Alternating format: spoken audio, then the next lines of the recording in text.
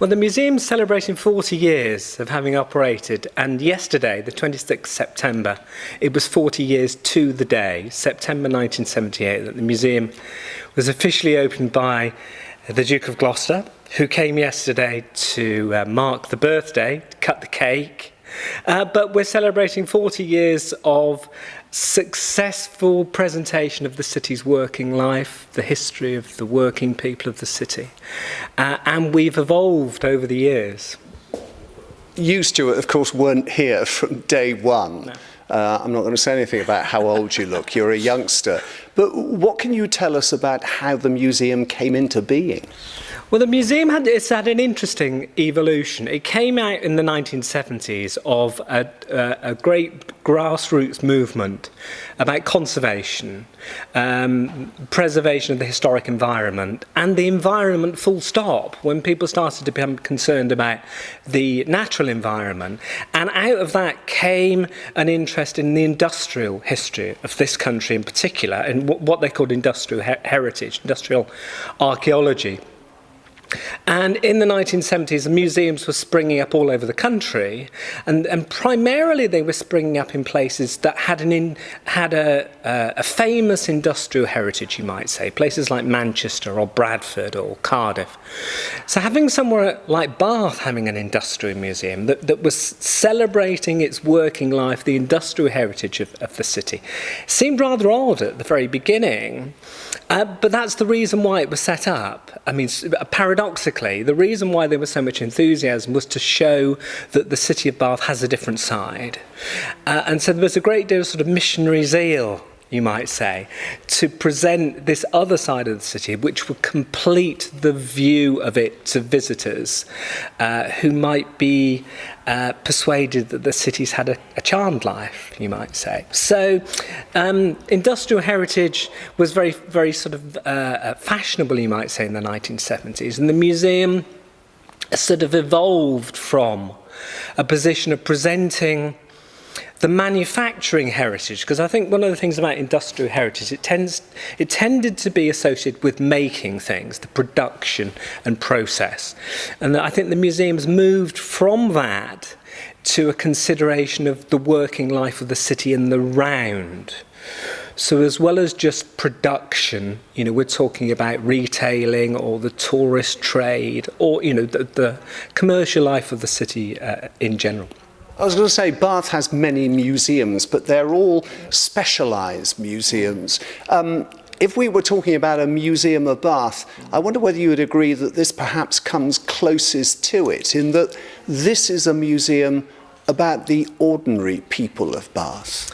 I think that's what we've hoped to do. I think in other parts of the country, you tend to find there's a general museum, which is normally a local authority administered one, like the Museum of Bristol, for example, M-Shed in Bristol, for example, which is dedicated to a presentation of how the city has evolved. For all sorts of historic reasons, Bath never had that kind of museum. It's never had a museum of general interest. And I suppose without wanting to, downplay the role of the other museums in the city, I suppose our role has always been to celebrate the ordinary, which sounds dull, but it's been to celebrate ordinary people doing ordinary things, because that's what most of us have to do most of the time, work for a living. And in our own modest way, I think that's what we have tried to do, and we will look to do even better in the next 40 years. Well, I was going to say the people of Bath coming here are going to get closer to your museum because this evokes their own personal memories. They have no personal memories of Georgian Bath or the Roman occupation. No, quite so. I mean, when the museum first opened, I think there was a certain feeling that why would people who've worked all week in their spare time want to come to a museum which is about people working all week? So I think, which tells you a lot about how the working life of the city, or the history of the working life of the city, has been sort of downplayed. It's not celebrated. Plus we don't have that industrial heritage to go out and look at?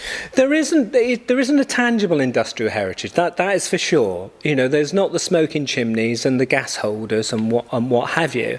And I think it's almost within touching distance, that heritage. Gas holders and smoke and pollution, steam trains. It's a generation ago. That's all. But it's disappeared. It's a disappearing world, and I suppose we're celebrating that. But in addition, we'd like to keep our eye on how the city's developing commercially now, up to date. And I think, this 40-year birthday is an opportunity to take stock and to look to, interestingly, to celebrate what's happened in the 40 years since the museum first opened.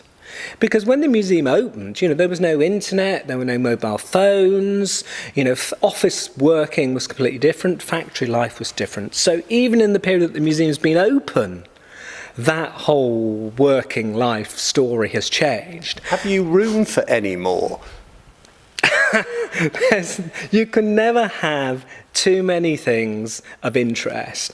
The building is a big one, although a lot of it is fresh air, you might say.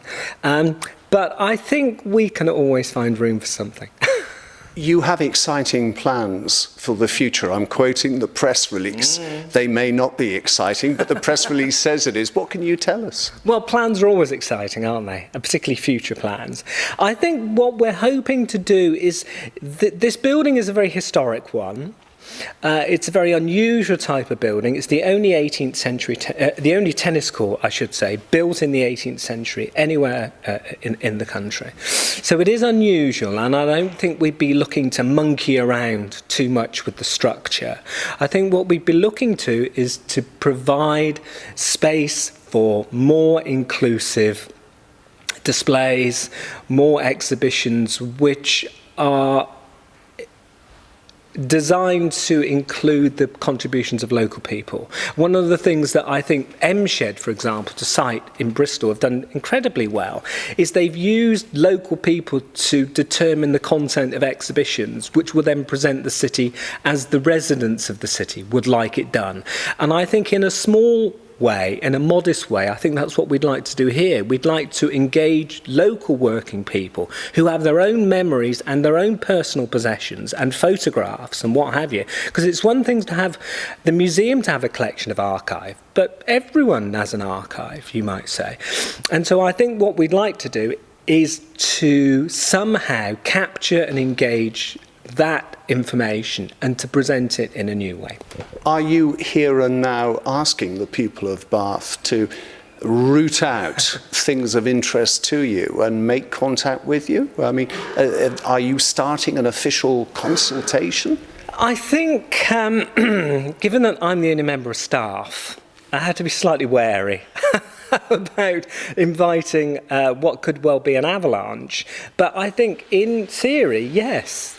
Museums, whether they're privately or publicly run, we're public servants. I'm a servant of the public. I present things for their information, and we can only do that effectively if we've got the consent, you might say, and the contribution of local people, because it's bad manners, apart from anything else, for me to do an exhibition about a part of the city or a trade in the city without consulting people who were involved in it. It just seems rude.